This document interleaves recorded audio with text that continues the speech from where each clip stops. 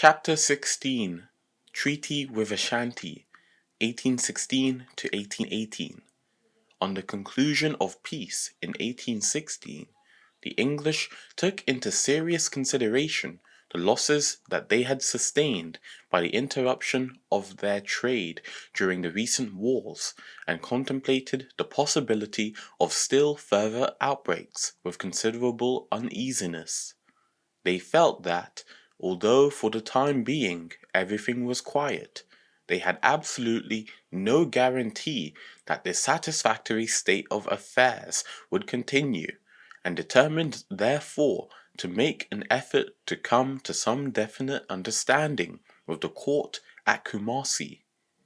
At the end of the first invasion in 1807, the king had expressed a wish to keep communication open with the British, and in proof of his sincerity had asked that an officer of the company might be sent up to reside in the Ashanti capital as British ambassador or consul, and had undertaken to guarantee his safety. This request had never been complied with, principally on account of the expense that such an arrangement would entail. At the end of the last invasion, however, it became known that the Dutch governor Daendels had given large presents to the king, and was still in communication with him, and a promise of similar presents had been made by the English. It was, moreover, strongly suspected that the Dutch were trying to come to some understanding with the Ashantis, which might eventually prove very detrimental to the interests of the English company. Representations were therefore made to the African Committee in London, asking that suitable presents might be sent out, and suggesting the advisability of sending an embassy to the Ashanti court to make a treaty with the king for the double purpose of extending their trade and preventing a recurrence of the recent calamities. The committee readily fell in with these proposals, and early in 1817 sent out presents for the king and a letter of instructions to the governor.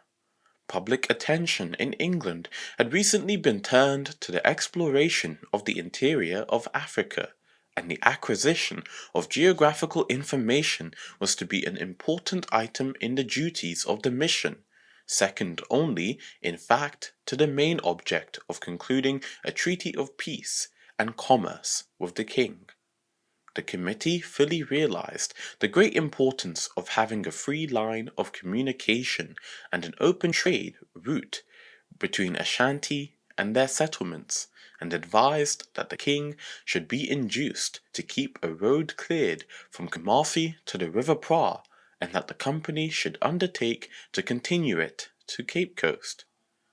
These and the establishment of a permanently friendly understanding with the Ashantis were to be the principal objects of the embassy. On the arrival of the ship bringing the presents, there was no time to communicate with the king, as the rainy season was nearly due, and further delay would have necessitated the postponement of the departure of the mission for several months, and as this was not yet considered advisable, it was decided that it should be sent out immediately. The officers employed were Mr. Frederick James, the commandant of James Fort at Accra, who was in charge; Mr. T.E. Bowditch, a nephew of the governor and a writer in the company's service; Mr. Hutchison, another writer; and Mr. Henry Tedley, one of the assistant surgeons. It was intended, if all went well, that Mr. Hutchison should remain in Kumasi as the first British resident. The Ashanti captain, who had been left by Amankwa Abinoa as resident in Cape Coast, provided the party with guides, and they set out on the 22nd of April, 1817, with 3 interpreters, 2 native soldiers, and a number of hammock men and carriers for their own baggage, and the presents, which brought their total number up to about 130. As they passed through the country, they were deeply impressed by the widespread scenes of desolation and misery that marked the train of the Ashanti army.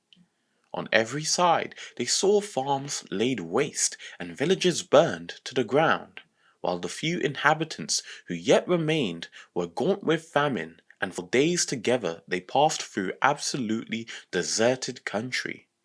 Nothing was left of the once prosperous town of Mansu and its great slave market, but the immense clearing and a few scattered sheds.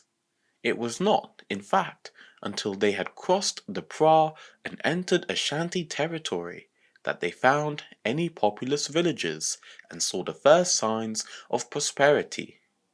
After several delays, due to the bad state of the road and the usual troubles with carriers, they entered Kumasi at about 2 o'clock on the afternoon of the 19th of May. Here they were received with every mark of favour by the king and accorded a public reception. A full account of the tedious but rather impressive formalities involved by this is given by Bowditch. The whole of the remainder of that day was taken up with purely ceremonial business and the customary rounds of visits to the courts of the various chiefs and their return visits afterwards, for this routine is very strictly observed on all state occasions, especially in Ashanti, and it was nearly 8 o'clock in the evening before the whole ceremony was over. The officers of the mission, hitherto acquainted only with the kings and chiefs of the coastline, most of whom are of comparatively little importance, were greatly astonished at the display of wealth and magnificence presented by the Ashanti court. They estimated that the number of soldiers alone who were present on this occasion could not have been less than about 30,000, while the gorgeous silk umbrella canopies of the various chiefs, the barbarous music, the incessant discharge of musketry, and the ubiquitous abundance of the purest gold, far surpassed anything that they had ever imagined. Bowditch's account of the splendour of the Ashanti court in these years of its prosperity is fully borne out by all who visited it. He says, "The sun was reflected, with a glare scarcely more supportable than the heat, from the massy gold ornaments which glistened in every direction. The cabaretiers, as did their superior captains and attendants, wore Ashanti cloths of extravagant price from the costly foreign silks which had been unravelled to weave them, and massy gold necklaces, intricately wrought. Some wore necklaces reaching to the navel entirely of agri beads. A band of gold and beads encircled the knee, from which several strings of the same depended. Small circles of gold, like guineas, rings, and casts of animals, were strung around their ankles, and rude lumps of rock gold hung from their left wrists, which were so heavily laden as to be supported on the head of one of their handsomest boys. Gold and silver pipes and canes dazzled the eye in every direction.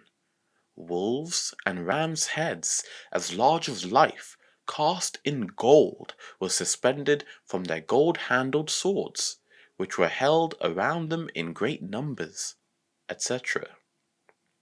The first audience with Osei Tutu Kwamina took place on the morning after their arrival, when the king showed every sign of his readiness and anxiety to come to a good understanding with the English.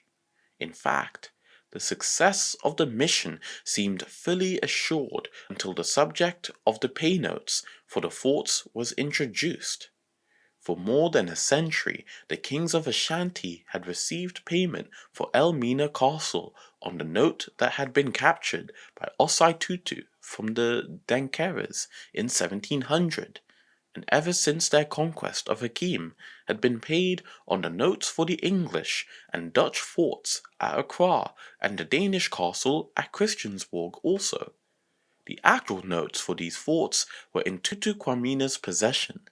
they had always been regarded by their original holders as evidence of the fact that the ground on which the fort stood still belonged to them and was merely leased to the whites as tenants, and as proof that the latter had never acquired any permanent right to such lands, either by purchase or conquest.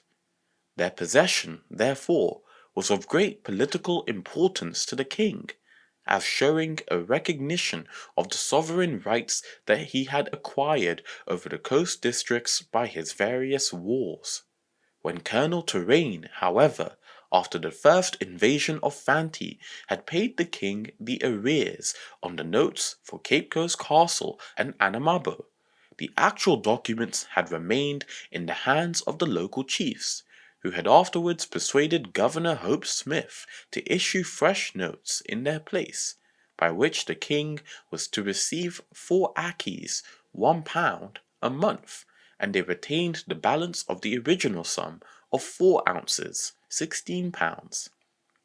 This impudent attempt to defraud him of his rights was discovered or suspected by the king, who now produced these new notes for 4 akis a month, and after asking for them to be read, vehemently demanded an explanation from Mr. James, and flatly accused the governor of having leagued himself with the Fantis to cheat him of his just dues. Mr. James was quite taken aback and became so embarrassed and bewildered that he did not know how to reply. A tremendous uproar broke out, the king furiously exclaiming that he was being intentionally made a fool of before the Fantis, and the chiefs loudly crying for war and swearing that they would march at once to the coast and avenge the insult that had been offered to their ruler.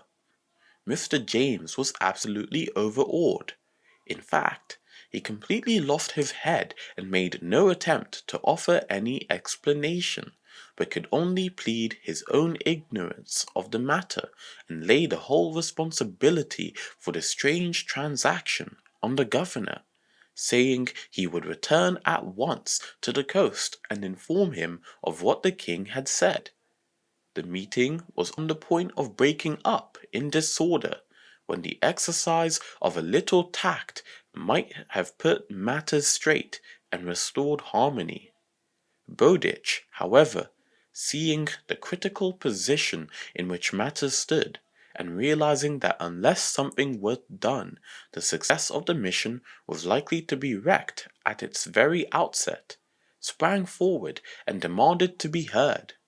He assured Tutuquamina that it had never been the governor's intention to do anything but gain the friendship of the king and settle all disputes between him and the people of Cape Coast, that this question of the notes could doubtless be explained, and that so far from leaving with matters in this unsatisfactory state, it was his intention to write to the governor and await his reply. He assured the king of his conviction that the governor would do what was just and right, and that this difficulty would soon be got over. His manner and evident earnestness impressed the king and his chiefs as much as, or more than, his actual words, and order was restored. The king then proceeded to explain his views and his grievance directly to Bowditch, telling him that what he spoke was good and that he liked his palaver much, and gave an outline of the history of his wars with the Fantis, in which he so clearly demonstrated the insults and injuries he had received and the long but unavailing forbearance that he had shown, that he thoroughly convinced his hearers, of the justice of his demands. Messengers left Kumasi on the 29th of May with Mr. James's dispatch, a letter from the other officers recounting the whole of the foregoing incidents, and a letter from Tutuquamina in which he stated his case very clearly and laid stress on his claims to the notes. These letters are given in full in Bowditch's work, and that of the king, especially, is well worth reading. On the 5th of July, the messengers returned with the governor's answer. Referring to the issue of the new notes, he wrote to Bowditch, "The king has received a very erroneous impression of the affair of the Fanti notes, which I regret to hear was the cause of a serious disturbance. I am glad, however, to find by your prompt mode of conduct you were in some measure able to repress the unfavorable bias it seems to have occasioned, and I have no doubt that an explanation of the circumstance will effectually remove any remaining prejudice." This transaction was entirely between the Ashanti messengers and Fantis, negotiated and determined on by them at Abra, and afterwards ratified here by their mutual consent. Hearing that messengers from the king were at Abra, I invited them down, wishing through their medium to communicate with him concerning the conveyance of the presents I had received from the committee. After some delay they arrived, and on their first interview made known their errand to the Fantis and the manner it had been arranged, applying at the same time for 2 notes to be made out of in favor of Zay at 4 akis each, which was to be deducted from the notes of Amuni and Adjuko. Not being perfectly satisfied from the representation of these people as to the justness of the claim, I delayed complying until it was stated to be a pledge of good faith and allegiance on the part of the Fantis, and a confirmation of the final adjustment of all differences between the 2 parties, and as such they were given them. The nature of the claim having been fully and satisfactorily explained, I have no hesitation in complying with the wishes of the king, and this I do the more readily, knowing that by the extension of his authority, good order and subjection will be better preserved. This will, I hope, evince the king my friendly intention towards him, and you will impress upon his mind that it is my earnest desire to cultivate his friendship, the establishment of which will be mutually beneficial." Mr. James was recalled, and the future conduct of the mission entrusted to Bowditch. The governor also forwarded a separate reply to the king's letter, in which he once more expressed his regret that any misunderstanding should have arisen. He wrote, "I observe, by the many instances quoted in your letter, that the note of conquered countries have been transferred to your ancestors. Therefore, it shall be the same on the present occasion. Herewith I send you 2 notes, one for £2 per month, formerly held by a Mooney, also one from the Cabasir at Abra for £2. The latter was only 12 akis per month, and I have added £1 4 to it. These, and the notes you hold from Accra, will make your companies pay £6 per month, which shall be regularly paid at the castle." How much of this explanation was statement of fact, and how much of it was of a purely diplomatic nature, it is not easy to determine. The whole transaction was at best an extraordinary one, and viewed in the light of Mr. Hope Smith's subsequent conduct in relation to these very notes and other matters, and his general treatment of the king at a little later date, it seems at any rate not impossible that Tutu Kwamina's suspicions may have been only too well founded. Although there is a great wealth of literature dealing with the events of this and the next few years, yet the statements of some of the writers are so contradictory, and there was so much personal animosity between them, that it is far from easy to form any definite opinion as to what actually occurred, and it is more than likely that the true history of this period will never be known with certainty. Pages might easily be written in discussing these questions, but the works of Bowditch, Dupuy, Hutton and others must be read and compared, and the evidence afforded by each carefully analysed before any opinion can be formed on the subject. The governor, in his explanation quoted above, certainly insinuates that he had had no idea of the existence of any such claims as those now advanced by the king until he received his letter. Yet such ignorance, if in fact it really existed, would have been very remarkable, considering the precedents there were. Apart from the Elmina note, there were the notes for the Accra forts, among which was that for James Fort, and it can hardly have been outside the knowledge of an English governor that one of the notes for his company's forts was held by the King of Ashanti, and for what reason. Mr. Hope Smith indeed proves that he was well aware of this fact by writing in his instructions to Mr. James before the mission ever left Cape Coast. You will acquaint the king, it is my wish that in the future he receives his company's pay at this castle, and not at Accra, as formerly. It was only a few years, too, since Colonel Terrain had understood the matter well enough and paid up all the arrears then due, so that it is fairly clear that this ignorance was only assumed, and if it was not, then it was wholly inexcusable. Mr. Hope Smith, moreover, asserts in his letter that his object in sending for the Ashanti messengers was to communicate through them concerning the conveyance of the presents, which had been sent out by the committee.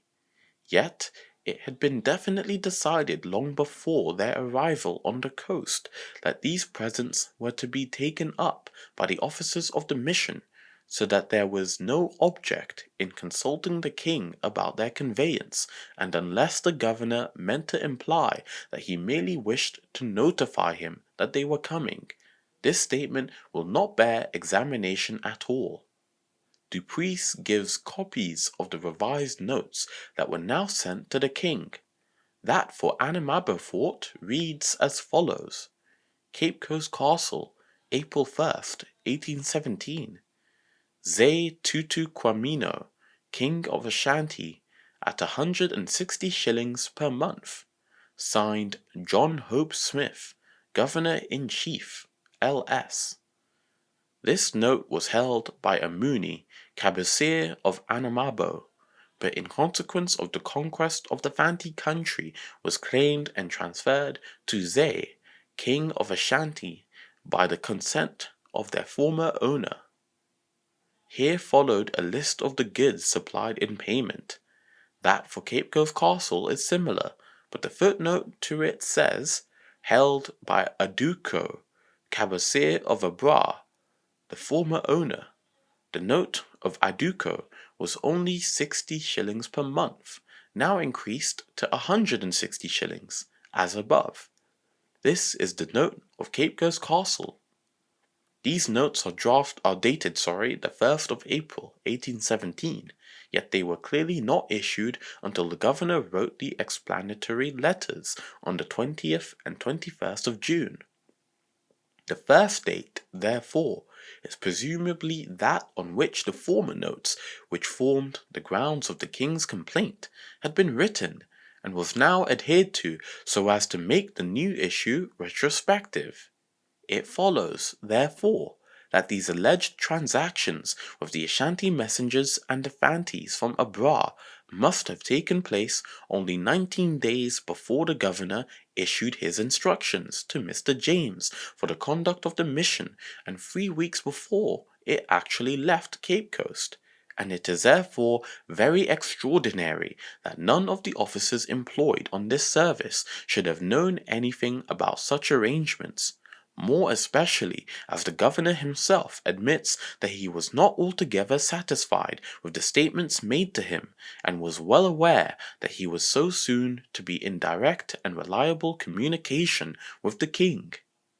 Nor does this alleged act of generosity in raising the rent for the site of Cape Coast Castle from £3 to £8 a month lend itself any better to close scrutiny. It was presumably made with the idea of removing from the king's mind the last traces of suspicion that the governor had been trying to cheat him. Yet there is evidence which seems to show that this suspicion was not altogether groundless. In a return of stipends paid on these and similar notes, which was laid before the Select Committee of the House of Commons in 1816, They Kuma, King of Ashanti, is shown as receiving 160 shillings a month as ground landlord of James Fort, but the payments for Cape Coast Castle and Anamabo Fort are still being made to the local chiefs. The return itself is undated, but a number of documents which precede it all bear the date 31st of December 1814, and that next following it is an estimate founded on the accounts for that year, so that this is undoubtedly the return for 1814, and was produced before this committee at least a year before the issue of the notes now in dispute. In it, the king of Anamabo is shown correctly enough as receiving 160 shillings a month, but the payment for Cape Coast Castle appears as follows. There's a table and it shows the first column says place where, it says Cape Coast Castle.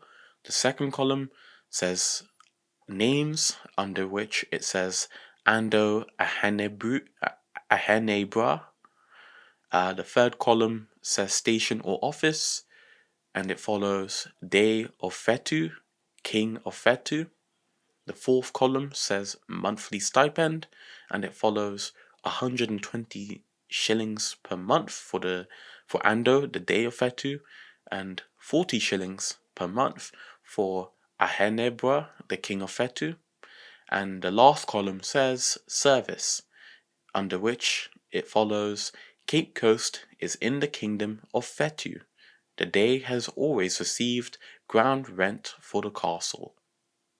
From this, it is evident that 160 shillings was the amount that had always been paid on this note, and that by no pretence could it have been made 12 akis, £3, as the governor now tried to represent. This professed generosity, therefore, had no existence in fact. On the whole, therefore, although at first sight Mr. Hope Smith's explanation may look plausible enough, it will hardly bear a close scrutiny without leaving at least a very strong suspicion that all that the king alleged was perfectly true, and that his strictures on the governor's conduct were fully justified. However, the issue of the new notes and the governor's explanation satisfied the king, and another preliminary difficulty was then broached. This was an old-standing quarrel with the commenders, who were accused of having spoken insultingly of the king and of having committed overt acts of hostility against his allies, the Alminas. After the invasion of 1807, the commenders had threatened the Alminas with punishment for the assistance they had given the Ashantis, and again, when Elmina was blockaded by the Fantis, they had obtained supplies of powder from them under the pretense that they would help them, and had then seized 98 of them and sold them as slaves. For these wrongs, the king now demanded an indemnity of 2,000 ounces of gold, and sent his favourite nephew, Adubradi, and a captain, named Quantry, to assist the governor in settling the matter. After some lengthy negotiations, this difficulty was finally disposed of by the payment of 120 ounces by the commenders, with 30 ounces more as fees to the messengers. A complaint was then brought against the people of Amisa, but Mr. Bowditch refused to listen to this on the ground that the governor neither had nor desired any authority over them. The subject was therefore dropped, although Bowditch's statement was quite incorrect.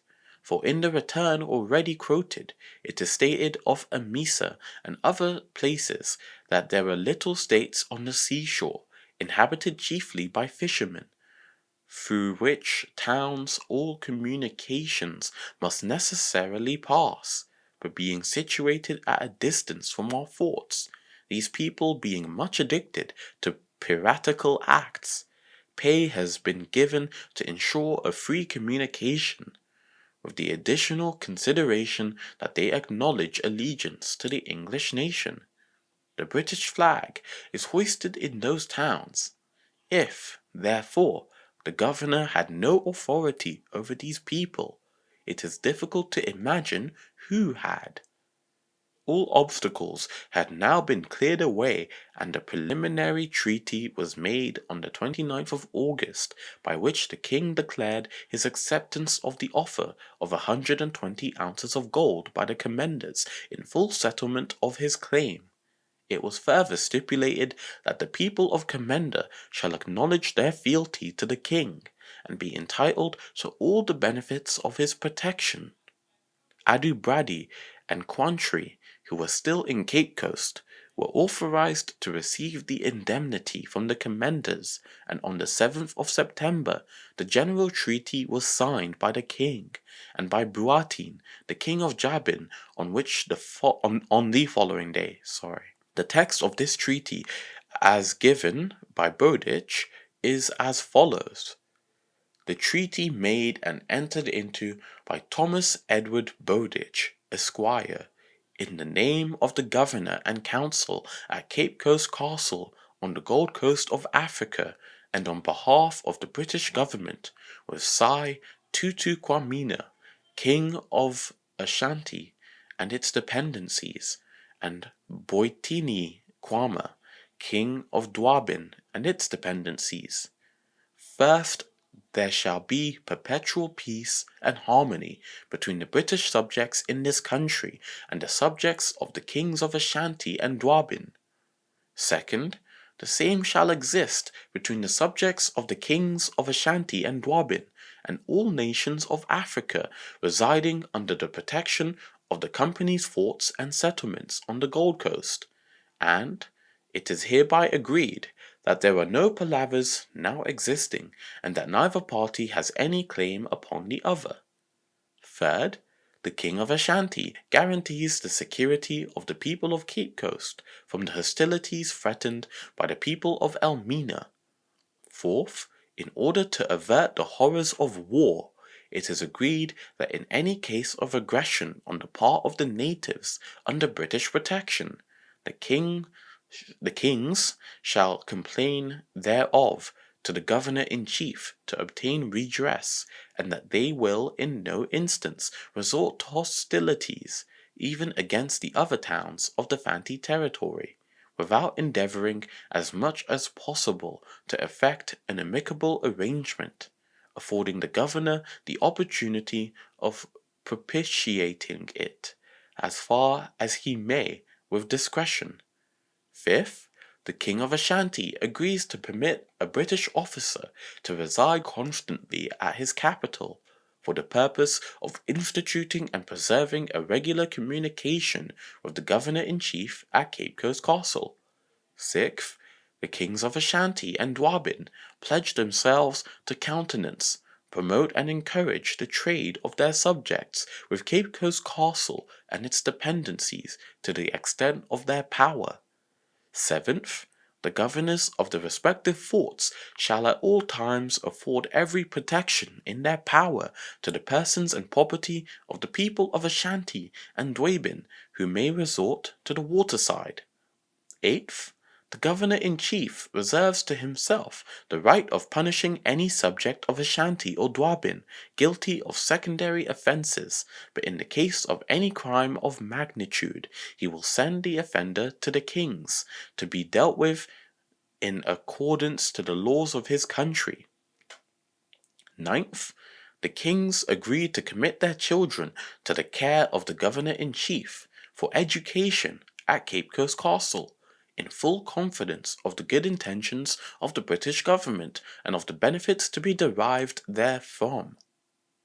Tenth, the king's promise to direct diligent inquiries to be made respecting the officers attached to the mission of Major John Petty and Captain Thomas Campbell, and to influence and oblige the neighbouring kingdoms and their tributaries to befriend them as subjects of the British government.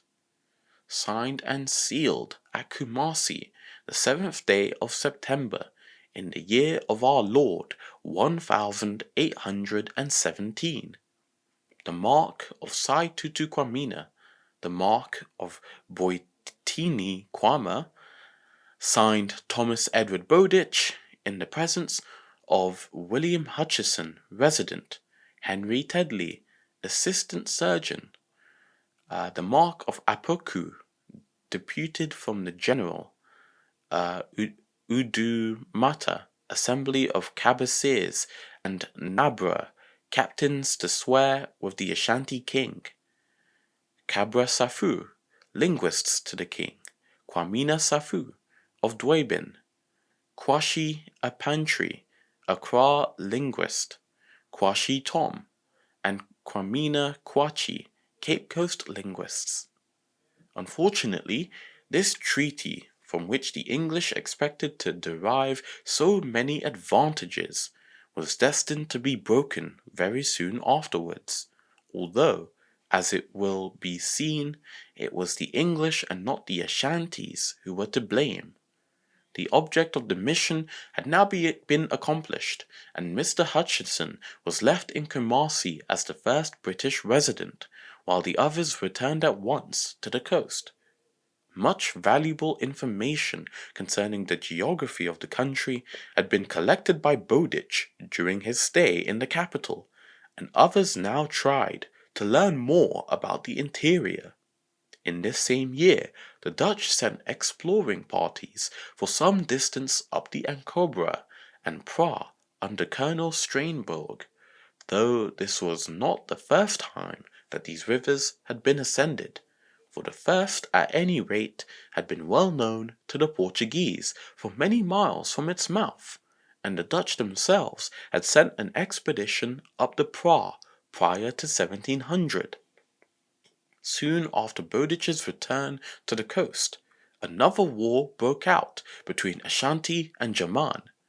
Adinkra, the king of German, made himself a golden stool in imitation of the golden stool of Ashanti, and as this was deemed a gross presumption on the part of a tributary chief, one of the Kumasi linguists was sent to Bontuku and confiscated it.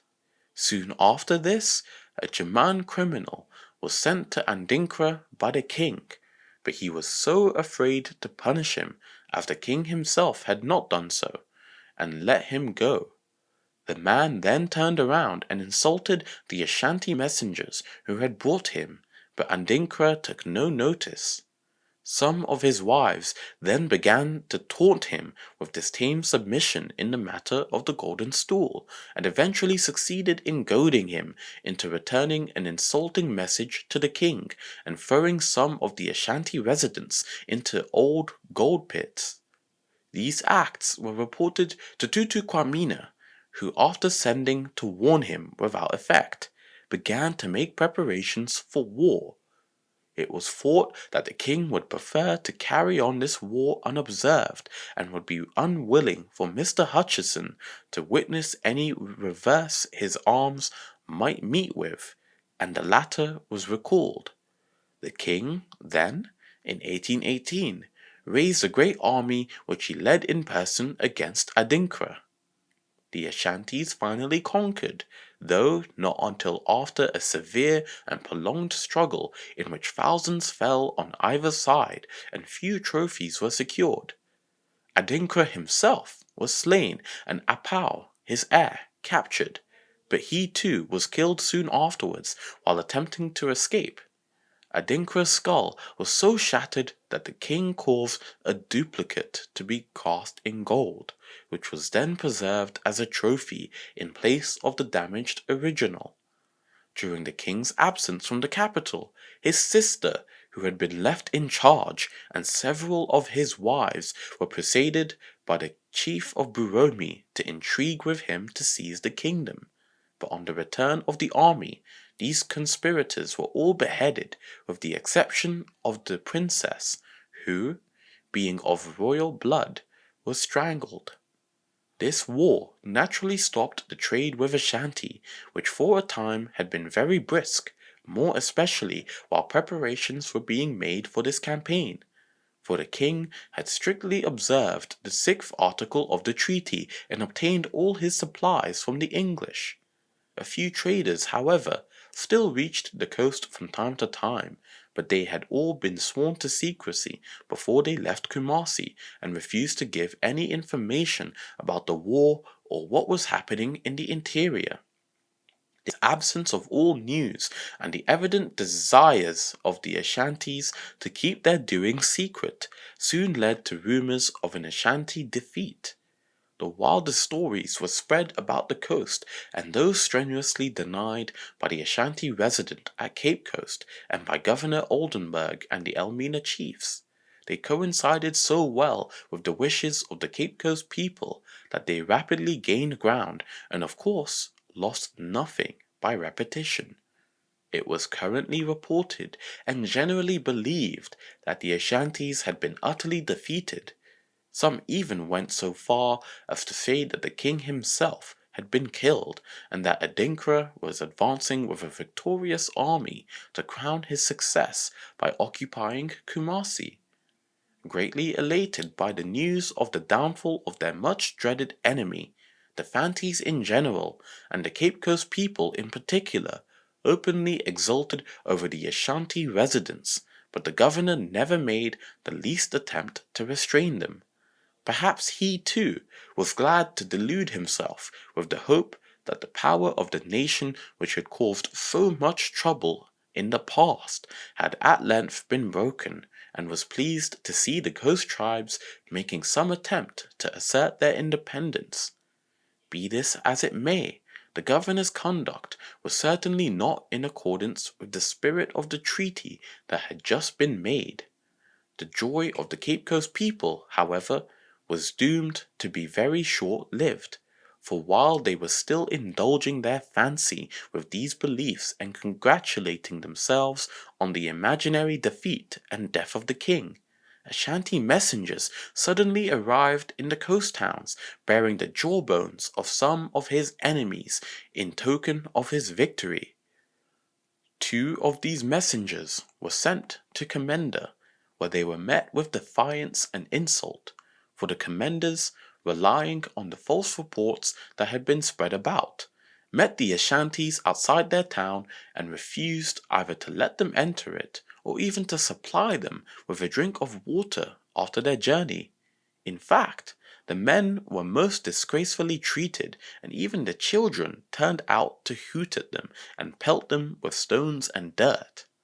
The messengers then came to Cape Coast and laid their complaint before the governor, in accordance with the 4th article of the treaty, but he declined to interfere, and one of the messengers then sent out for Kumasi to tell the king what had happened, while the other, who said he dared not convey such an insult to his master, remained behind in Cape Coast to watch the course of events.